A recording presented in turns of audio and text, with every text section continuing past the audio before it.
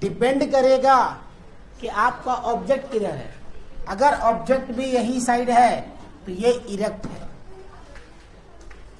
समझा क्या? और इधर भी इरेक्ट है।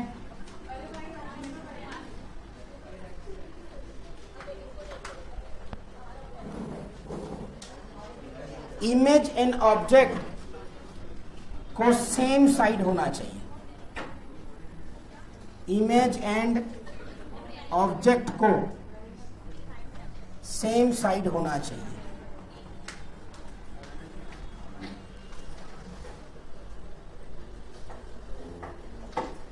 और HO एंड HI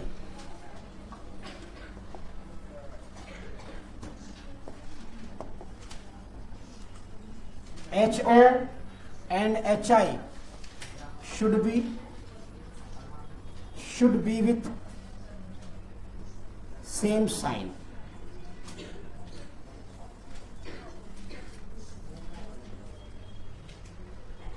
तो इसको इरेक्ट कहेंगे।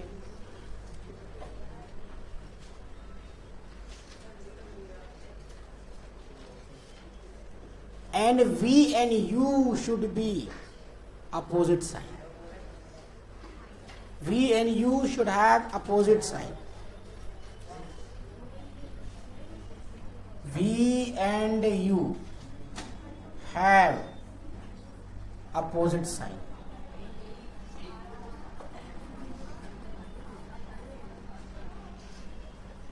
अब इन्वर्टेड इमेज क्या कहलाएगा? उल्टा।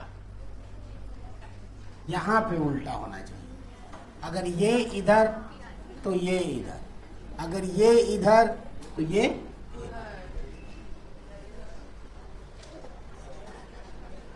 क्योंकि मैग्निफिकेशन क्या होता है? -V/U।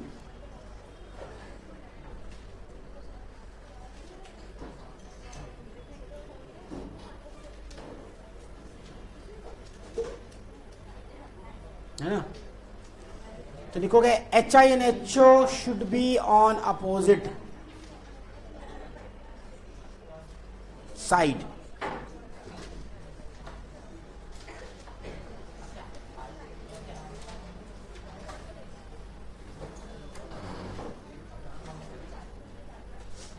डायरेक्टली लिखो HI and HO should be on opposite side.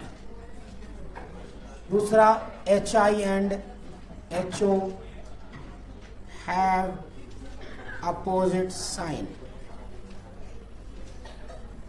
and U and V have same sign. Same sign.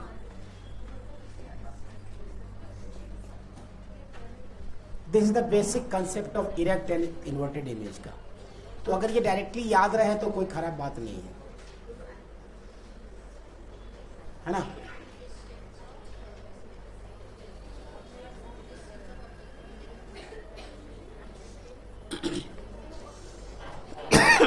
अरे बाबा,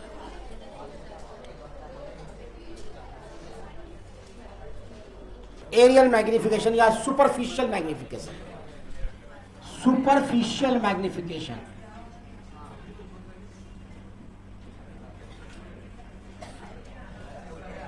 सुपरफिशियल मैग्निफिकेशन सुपरफिशियल मैग्निफिकेशन देखो, if a 2D object is placed with its plane perpendicular to the principal axis,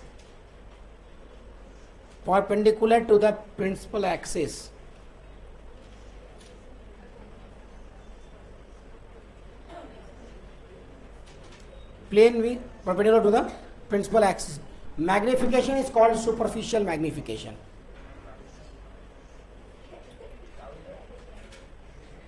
ये जो MS होता है वो area of image upon area of object होता है।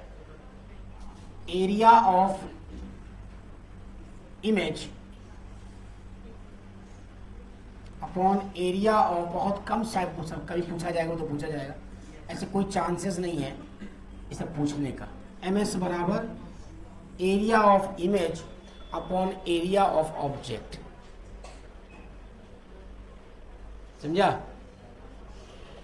मतलब अगर कुछ इस तरह का है,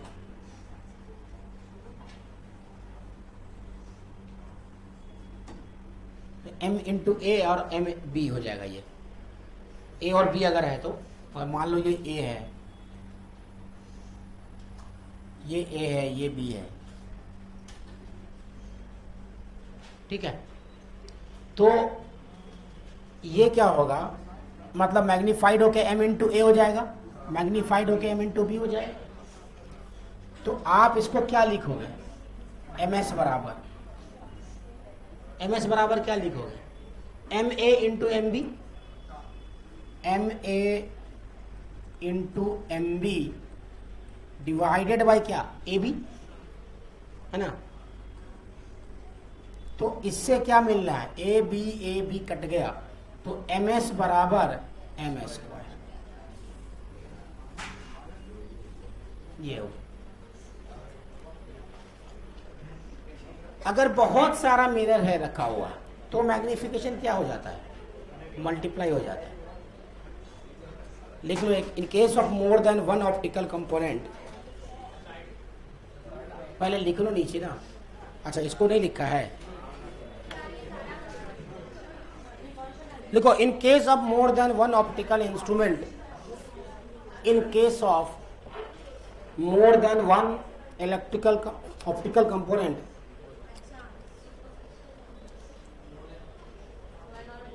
the image formed by the first component, optical instrument या component जो भी लिखना है, optical component, the image formed by the first component,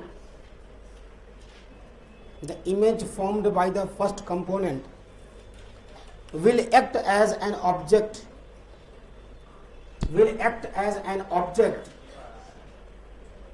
for second and so on. तो इसको कैसे लिखोगे?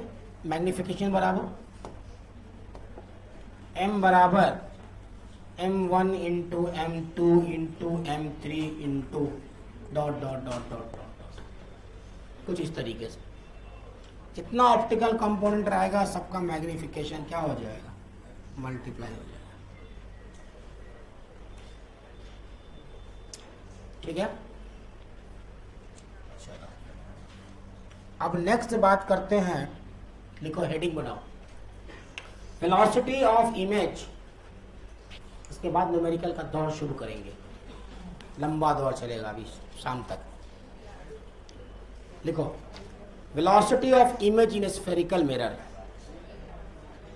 स्फेरिकल मिरर में वेलोसिटी ऑफ इमेज कैसे कैलकुलेट किया जाएगा? जैसे मान लो कि तुम्हारे पास कोई एग्जांपल है कि ये कॉनकेव लेंस है, लेंस बोल रहा हूं मैं, मिरर है, और ये तुम्हारा चल रहा है 2 सेंटीमीटर पर सेकेंड से, और यहाँ पर एक ऑब्जेक्ट है ओ जो चल रहा है 3 सेंटीमीटर पर सेकेंड के स्पीड से। इसका फोकल लेंथ 20 है और इसकी दूरी 30 है। तो वेलोसिटी ऑफ इमेज पूछा जाएगा तो कैसे निकालोगे? अभी तक मिरर की बात कर रहे थे अपन। कौन है तुम? जाओ जाओ, आज माफ कर दिया, जाओ। थैंक यू, बहुत बहुत थैंक यू।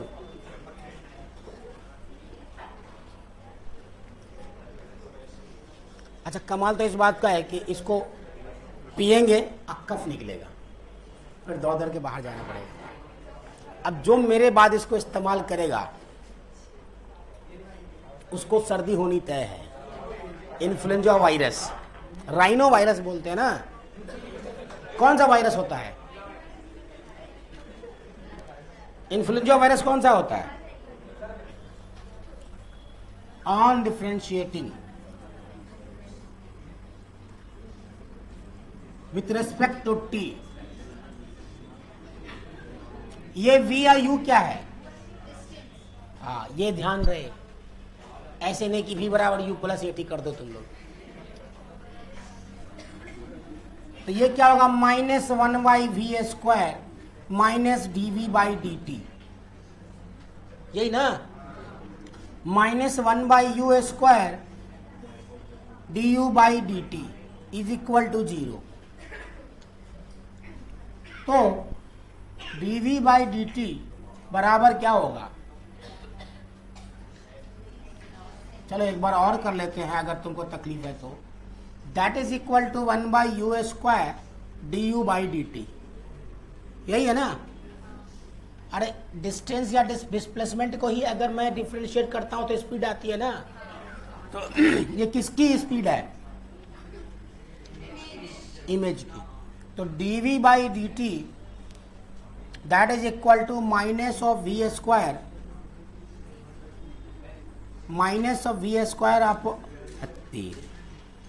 u² du/dt। क्या यही फॉर्मूला बन के आ रहा है तुम्हारे पास? क्लियर है ना?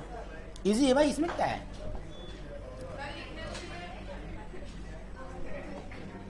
तो ये जो तुम्हारा है ये क्या है? वेलोसिटी ऑफ इमेज या स्पीड लिखो, speed of velocity of image with respect to क्या? मिरर। और ये वेलोसिटी और स्पीड, वेलो और स्पीड ऑफ क्या? Object with respect to mirror. तो इसको और क्या लिख सकते हैं अपन? रहने दो, यहीं पे लिख देता हूं। अभी बुरा हाल हो गया इसका। तो velocity of image with respect to mirror that is equal to -v² upon u², velocity of object with respect to mirror. ठीक है?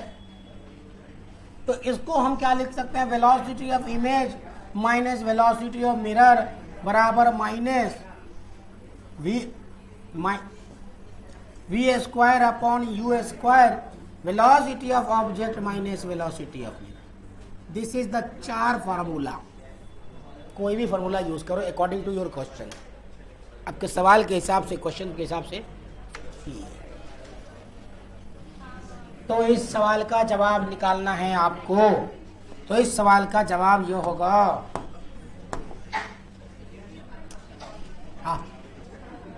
u बराबर -30 सेंटीमीटर, तो v बराबर uf minus u minus f, तो -30 इंटू -20 -30 इंटू माइनस ऑफ -20, तो ये आ जाएगा 60। रट जाओ, फोकल लेंथ 20, u -30 तो v 60।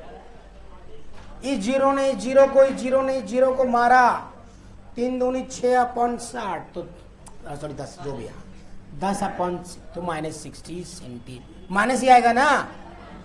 माइनस ही आएगा पक्का, -60 सेंटीमीटर।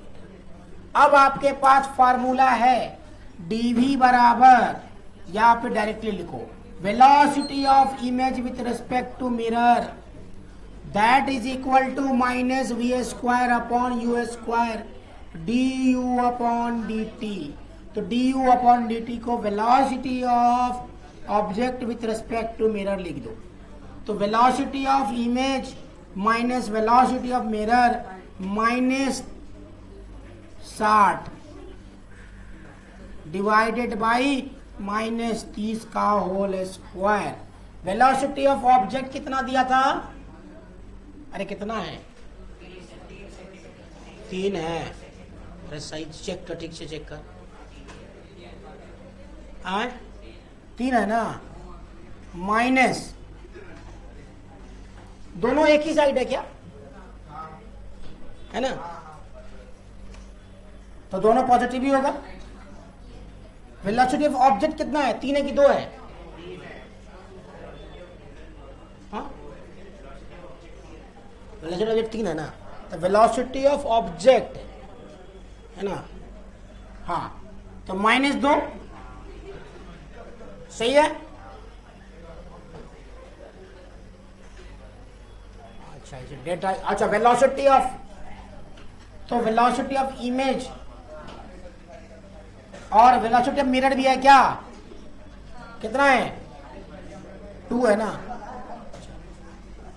तो ये कितना आ जाएगा, ये कटा तो -3600 डिवाइडेड बाई 900 और ये हो जाएगा 1, है ना, तो ये कट्टम कुट्टी खेलो, कट्टम कुट्टी खेलो, तो -4 velocity of image +2 that is -2 metre पर सेकेंड, सेंटीमीटर पर second. This is your answer.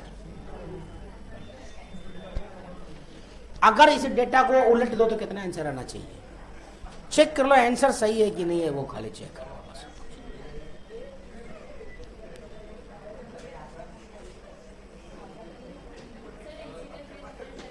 पूछ क्या रहा है पहले वो निकालना है। Velocity of image with respect to mirror अगर पूछ रहा है तो ये 2 नहीं लिखना होगा, सिर्फ velocity of image with respect to ground पूछ देगा तो ही लिखना है। तो सवाल को समझना जरूरी है। अगर सिंपल सा पूछ देता तुमसे कि velocity of image with respect to mirror निकालिए, तब तो आपको ये vi-2 करने की जरूरत नहीं पड़ेगी, सिर्फ vim इक्वल टू लिखना पड़ेगा। अगर velocity of image with respect to mirror पूछ देता, सॉरी मतलब ग्राउंड पूछता, तो आपको ये निकालना पड़ता। रेफरेंस समझना इंपॉर्टेंट है। अगर रिस्पेक्ट टू मिरर ही पूछ रहा है ना, तब तो vim ही लिखोगे, -2 लिखने की जरूरत ही नहीं पड़ेगी, -2 लिखना। समझ आया ना, यही एक ही बात को 4 बार समझती है। हाँ ठीक है, कोई बात है, समझा देता हूं मैं। हाँ, अगर आपसे पूछे find velocity of image with respect to mirror, तो आपको सीधा सीधी dv/dt that is equal to -v²/u² velocity of object with respect to velocity of mirror लिखना है, बस। समझा? क्योंकि velocity of object with respect to mirror नहीं दिया हुआ है, वो क्या दिया हुआ है, ग्राउंड से दिया हुआ है। समझा क्या? अगर वहां पे क्वेश्चन दे देता कि velocity of object with respect to mirror है 2 मीटर सेंटीमीटर पर सेकंड, तो ये भी करने की जरूरत नहीं पड़ती। सवाल को समझना पड़ेगा। उसने दिया नहीं, उसने बोला 3 सेंटेंस ये चल रहा है, कोई तीसरा देख रहा है खड़ा होकर कि दोनों चल रहे हैं, तो ग्राउंड हो गया, तीसरा मतलब ग्राउंड हो गया, है ना।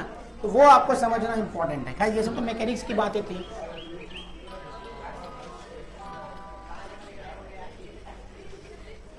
पानी का टाइम हो गया है। हाँ तो समझ गए, समझ गए।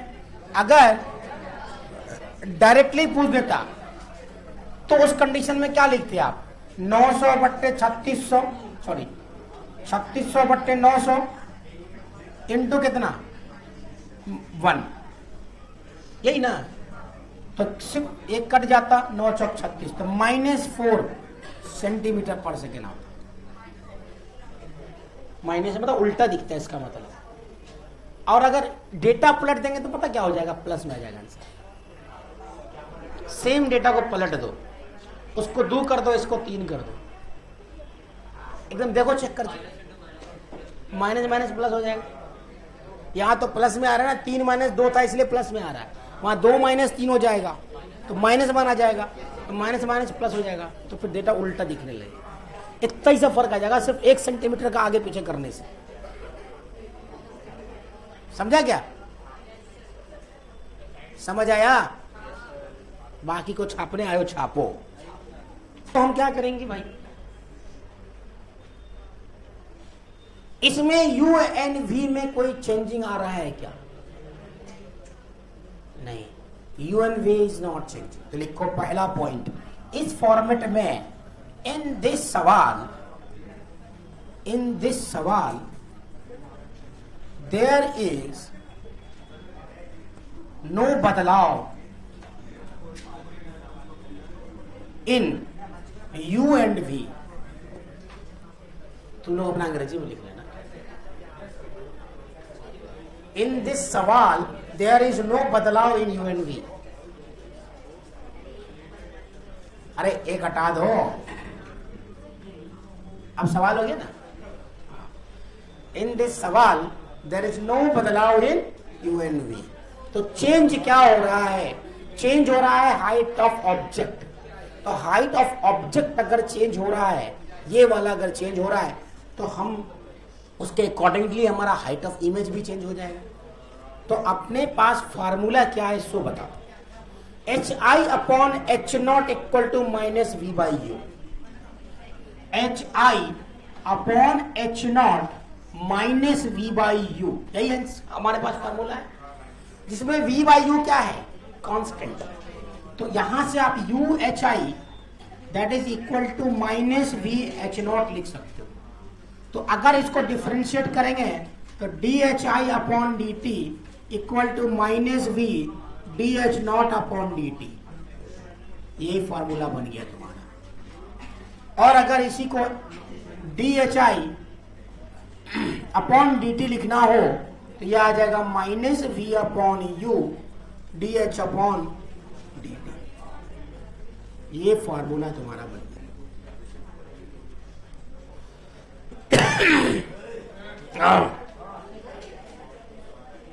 हाँ, rate of change of height of image लिख सकते हो इसको।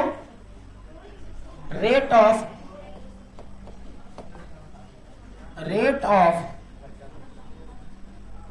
Change of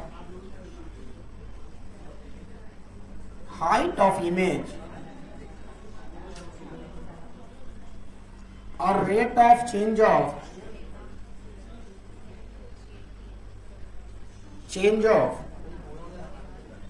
height of object. Rate of change of height of image and rate of change of height of object. सही है? तो अब वो वाला सवाल बना लो जो दिया मैंने। साइड -4 सेंटीमीटर पर सेकेंड। आसान था नहीं? सब तो बहुत ही आसान चीजें हैं। समझ आ गई हैं? आ गई समझ में? अब तीसरा फॉर्मेट बहुत ही खतरनाक है भाई। वेरी खतरनाक format asked in IIT JEE advance. Question is here now. Question is here.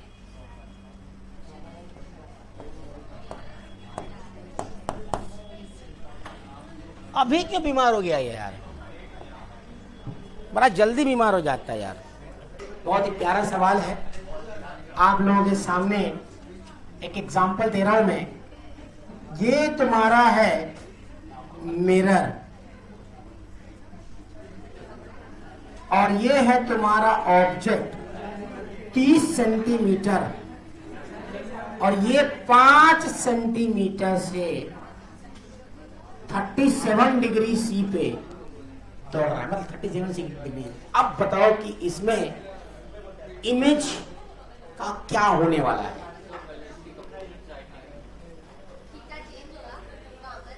Theta कहाँ चेंज हो रहा है? अब सोचो, थोड़ा सा सोच के बताओ मुझे कि क्या बनना चाहिए तुम लोगों के लिए।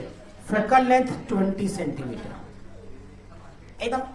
आंसर में तुम लोग को दिक्कत नहीं करेंगे, 60 और 30 में वो एकदम फिक्स रखेंगे अभी। बाकी तुम लोगों को जब चेंज होता रहेगा तो होता रहेगा, कोई दिक्कत नहीं। हाँ ये चल रहा है ऐसे, हवाई जहाज है, उड़ रहा है। सुनो, कौन कुत्ता बोला? हाँ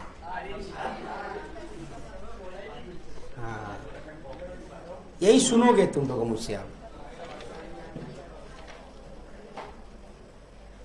अभी अभी तो आए हो, अभी अभी क्यों जाना।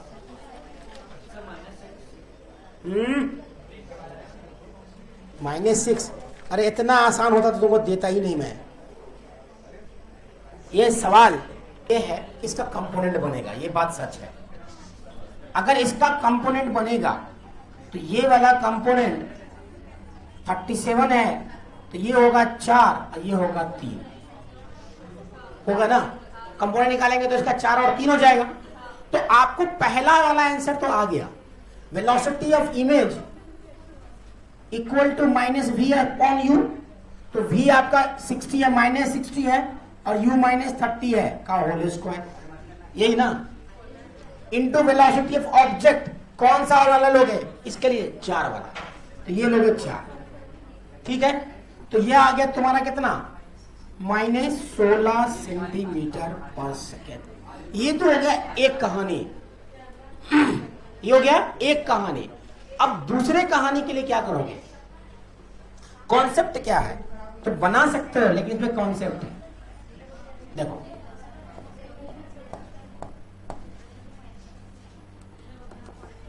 हाँ, आपके पास जो फॉर्मूला है वो है HI अपॉन H0, ठीक, equal to -v upon u, और यहां से आएगा UHI इक्वल टू -VH0। अच्छा एक बात बताओ, क्या पहले की तरह लिख सकते हैं u dhi अपॉन dt और u v dho upon dt? u v को कांस्टेंट रख सकते हैं क्या? नहीं, फॉर्मूला हो गया चेंज। आएगा फाइनली वही जो लिखा है फॉर्मूला, लेकिन वो फॉर्मूला होगा नहीं, एक्चुअल में वो ऐसे नहीं आएगा। कॉन्सेप्ट क्या है वो सोचो। कॉन्सेप्ट ये है कि आपको लिखना है HI du upon dt plus u dhi upon dt। क्या यही है? u एंड v दोनों चेंज हो रहा है, u एंड v दोनों चेंज हो रहा है, इक्वल टू माइनस, आप लिखो H0 dv बाई dt, सही है, minus v dh0 upon dt। Clear है यहां तक? तो एक बात बताओ, इस इंस्टेंट पे, एकदम से दैट इंस्टेंट पे, इस इंस्टेंट पे HO कितना है? हाइट ऑफ ऑब्जेक्ट कितनी है? 0। इस इंस्टेंट पे हाइट कुछ भी नहीं है, तो हाइट ऑफ इमेज भी क्या होगी? डिमिनिश्ड। तो इसीलिए इसको 0, इसको 0 माना गया। वो ऐसे नहीं आया कि कांस्टेंट था तो डायरेक्टली फॉर्मूला लिख दिया। यहां पे इस इंस्टेंट पे इसकी हाइट ऑफ ऑब्जेक्ट निल है, हाइट ऑफ इमेज भी निल होगी उसी इंस्टेंट पे सिर्फ, बाद में हाइट ऐसे बढ़ रही है। अभी क्या है? 0, एकदम से इंस्टेंट पे। तो इस इंस्टेंट पे हाइट, तो ये भी 0, ये भी 0। समझ में आया क्यों ऐसा फॉर्मूला आ रहा है? इस वाले कंडीशन में फॉर्मूला घूम के वही आ रहा है, लेकिन यहाँ पे कंडीशन है। उसमें तो हमने डायरेक्टली मान लिया था कि u एंड v कांस्टेंट है, लेकिन यहाँ पे u एंड v कांस्टेंट मान के नहीं बना रहे अपन क्या कर रहे हैं? ये दोनों को वेरिएबल, क्योंकि चारों वेरिएबल है इसमें क्या है? चारों वेरिएबल है, HO भी बढ़ रहा है, HI भी बढ़ रहा है, u एंड v भी बढ़ रहा है ना। तो चारों वेरिएबल है, तो आपको डायरेक्टली वो वाला u एंड v को कांस्टेंट मान करके डायरेक्टली फॉर्मूला नहीं लिख सकते थे। तो यहाँ पे क्या लिखना पड़ेगा आपको? HI du upon dt। But HI क्या हो रहा है? एक इंस्टेंट पे हम ले रहे हैं, तो दैट इंस्टेंट पे ये क्या हो जाएगा? 0। तो इसीलिए इसको मैंने 0 लिया और यहां पर लिखा u dhi upon dt equal to -v dh0 upon dt, और इसीलिए dhi upon dt equal to -v by u dh0 upon dt। क्योंकि देखो आगे वाले सवाल में हो सकता है कि थोड़ा घुमा दे, तो फिर आपको वही फॉर्मूला यूज करना पड़ेगा। कुछ टाइम के बाद बोल दे तब तो फिर वही फॉर्मूला लगाना पड़ेगा। उस स्टैंड पे नहीं बोला कि एकदम से 2 सेकंड के बाद क्या स्थिति होगी, 2 सेकंड के बाद तो हाइट बढ़ जाएगी ना, तो फिर टेंशन हो जाएगा, तो फिर उसके हिसाब से क्वेश्चन बनेगा। खैर इतना टफ नहीं आने जा रहा है आप लोग को सवाल, समझे? यही final JEE advance level question था, बस इसके बाद नहीं आएगा। तो यहां पर क्या है? dhi upon dt -v upon u कितना है अपने पास?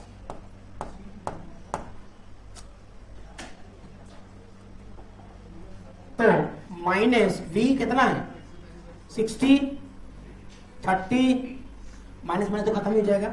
dHl अपॉन dt कितना है, यहाँ पे क्या लोगे 3 ना,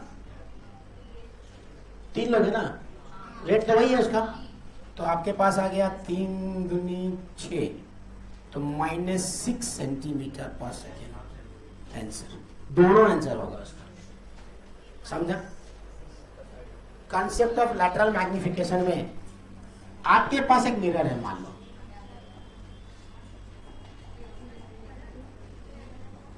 ये तुम्हारा 60 सेंटीमीटर पे, यहां से 60 सेंटीमीटर, यहां से 60 सेंटीमीटर पे एक ऑब्जेक्ट है A, B, A और B, और ये जो AB है वो 30 सेंटीमीटर का है। ठीक है, अब आपको सवाल यह है कि इसमें अगर आपको निकालना चाहिए, पहला चीज तो कंसेप्ट ऑफ लैटरल मैग्निफिकेशन में क्या करोगे? क्या बदतमीजी है यार तुम लोग। अगर आपको m लिखना है m लिखना है तो length of image upon length of object लिख दो डायरेक्टली, यही बढ़ेगा ना। ऐसे तो हाइट था, ऐसे में तो लेंथ ही करेगा, यही होना है।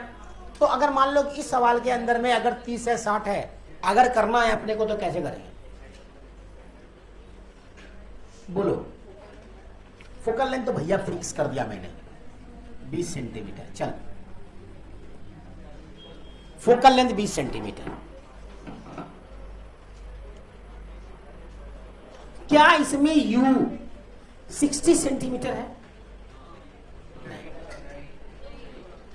यू ए 60 सेंटीमीटर है, यू बी, तो यू ए से वी ए निकालना है, यू बी से वी बी निकालना है। समझा क्या? यू ए से वी बी और वी बी से यू बी से वी बी। समझा क्या? तो वी ए कितना होगा? यहां पर there is 2 cases. Here is 2 cases. अब 2 केसेस है। फॉर ए के लिए यू ए कितना है -60 सेंटीमीटर। अब फोकल लेंथ तो दोनों के लिए बराबर है -20 सेंटीमीटर। सही है? हाँ, तो वीए निकालना है, वीए निकालना है। ठीक है, तो वीए निकालने के लिए u 60 माइनस 60 इंटू माइनस कितना 20, -60 माइनस -20 तो +20, कितना आया? तो 1200 डिवाइडेड बाय 40 -40, 0 0 4 दिया 12, -30 सेंटीमीटर। मतलब कि वी ए कोई पॉइंट है, मान लो यहां से 30 सेंटीमीटर पे ए डैश, यही है ना 30 सेंटीमीटर। ठीक है, अब चलते हैं वी बी। अब नेक्स्ट पॉइंट क्या है इसका? नेक्स्ट पॉइंट ये है कि आप फॉर बी के लिए क्या करोगे? यू बी निकालना पड़ेगा आपको। तो यू बी कितना है -90 सेंटीमीटर और एफ अगेन -20 सेंटीमीटर है। तो आपको वी बी कितना आ जाएगा?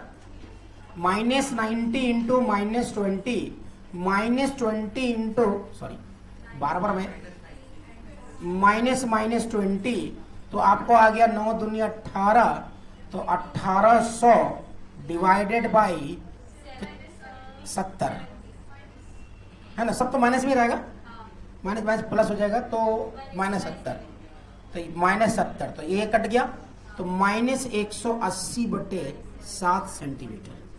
180/7 30 से ज्यादा है कि कम है? कम है ना, 30 से। तो 30 से कम है, इसका मतलब ये हो गया कि बी कहीं ना कहीं यहां पे है।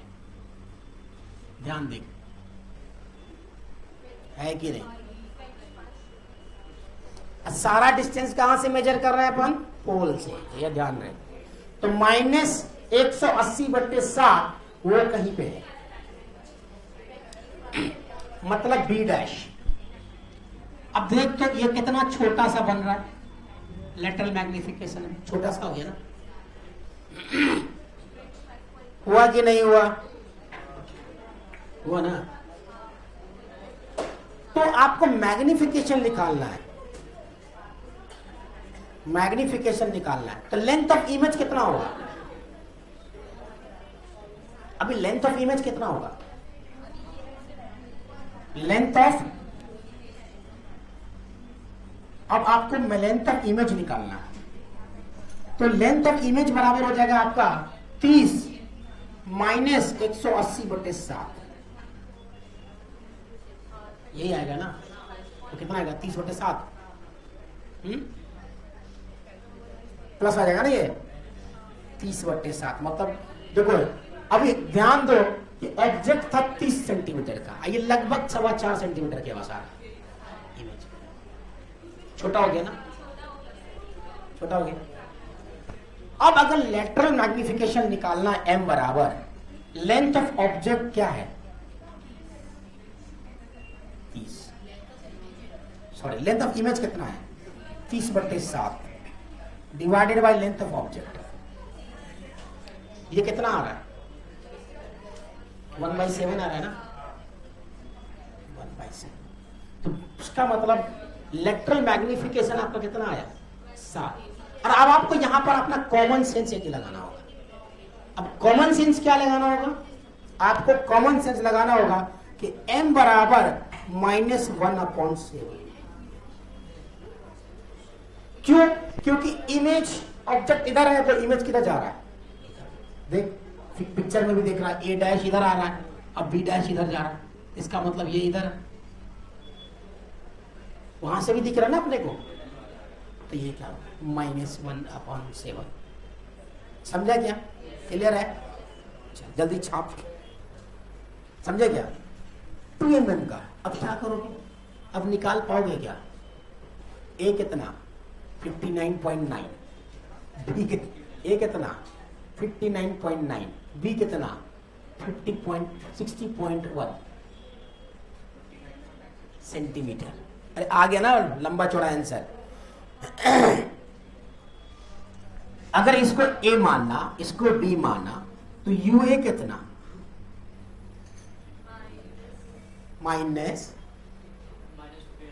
माइनस कितना?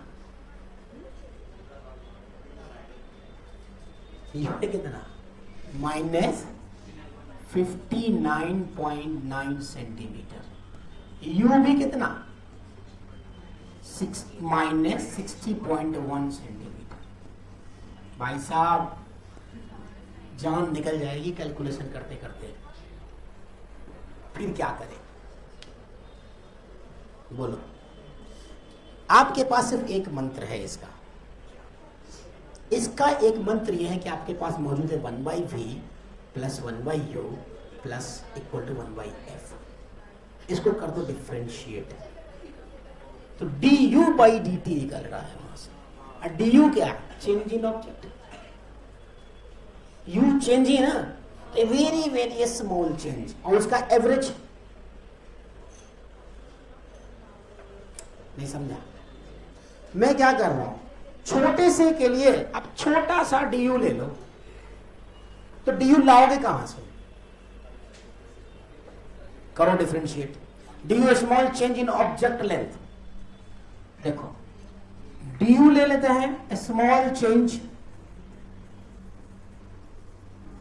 इन क्या? Small change in object length, object length. और dv ले लें तो small change in image length, यही ना।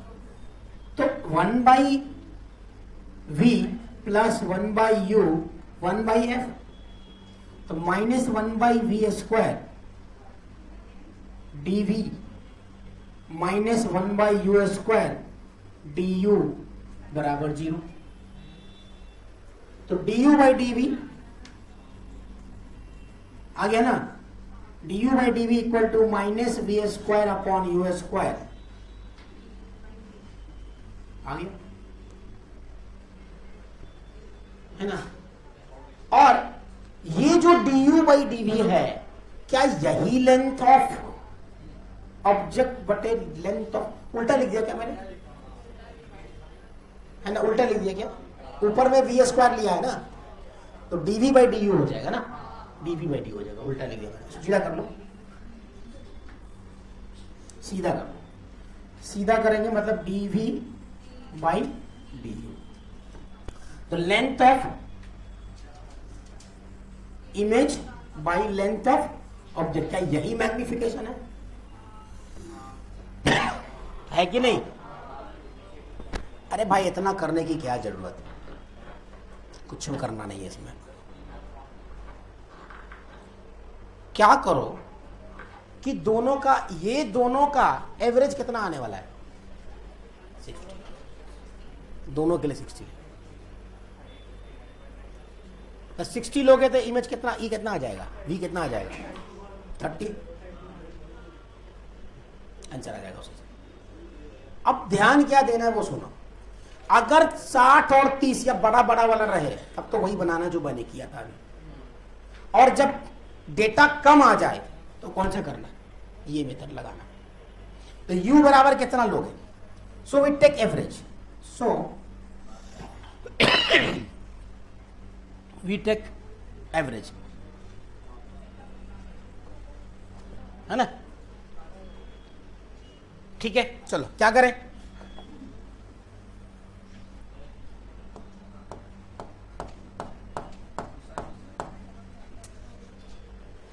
परेशान करके रख देता है यार तुम्हारा।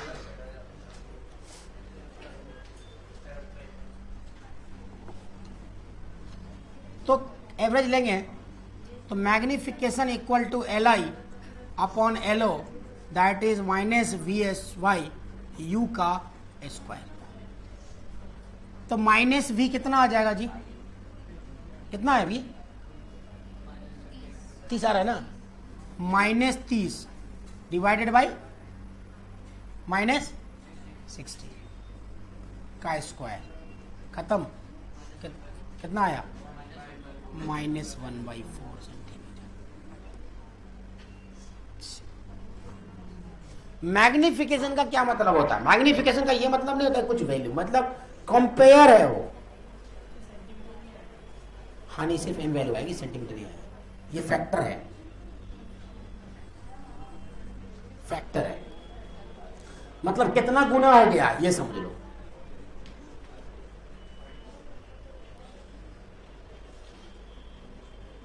ये आएगा क्या, तो Li अपॉन L0, तो ये तो -1/4 आ गया।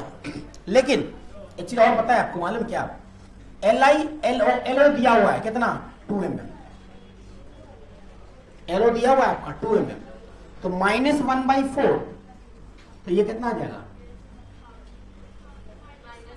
-½ तो Li बराबर -1/2 mm, mm सेंटीमीटर है, mm। अब Li यहां से निकल गया, मतलब लेंथ ऑफ इमेज निकल गया, लेंथ ऑफ आपके पास वो ऑब्जेक्ट आता है, तो ऐसे भी आप मैग्निफिकेशन यहां से ऐसे भी आ रहा है, समझ गया ना।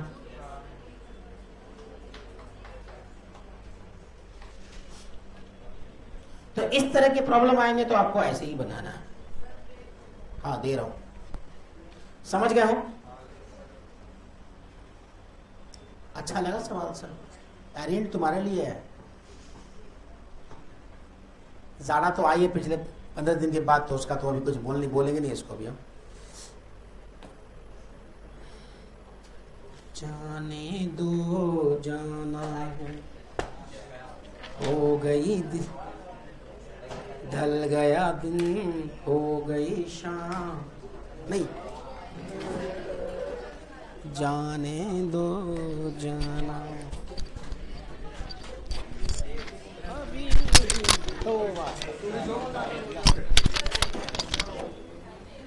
लिखो, a car is fitted with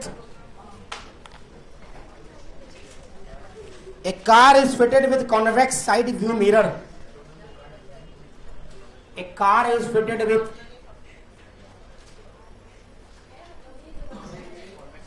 convex side view mirror of focal length 20 centimeter. Of focal length 20 centimeter. Full stop. A second car 2.8 meter behind. A second car 2.8 meter behind. The first car, behind the first car, is overtaking the first car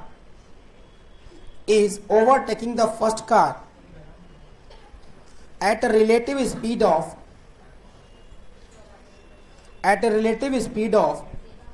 15 meter per second.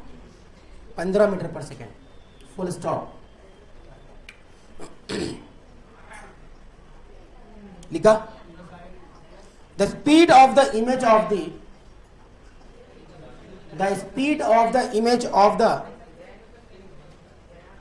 second car,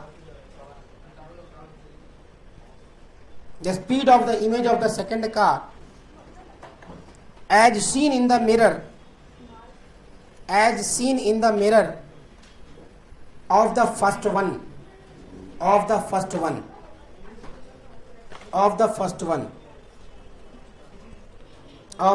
one निकालिए.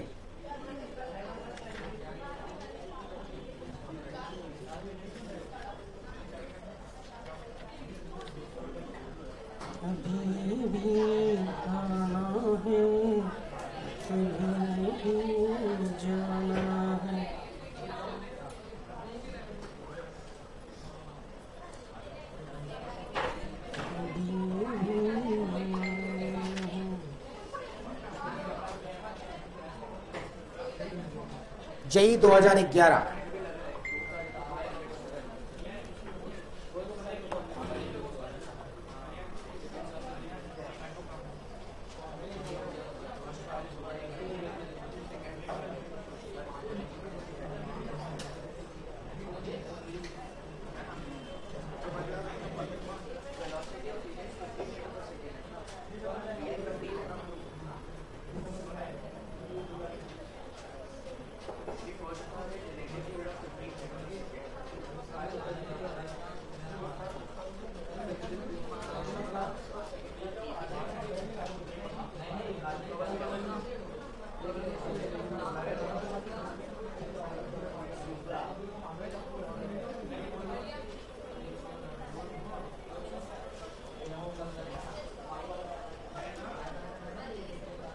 बन गया.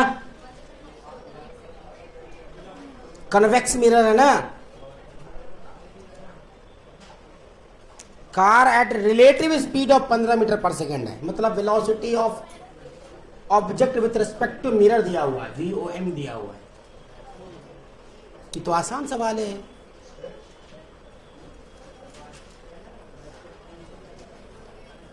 दो 2011 के JEE में पूछा था ये सवाल.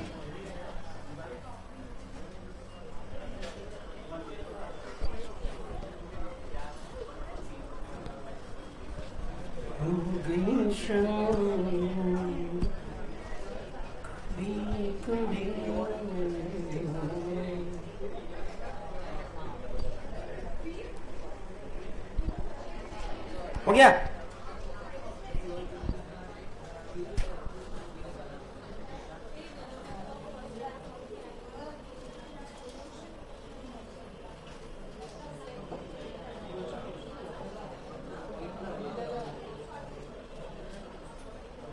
हो गया. अरे जल्दी निकालो, ये आसान सवाल दिया मैंने.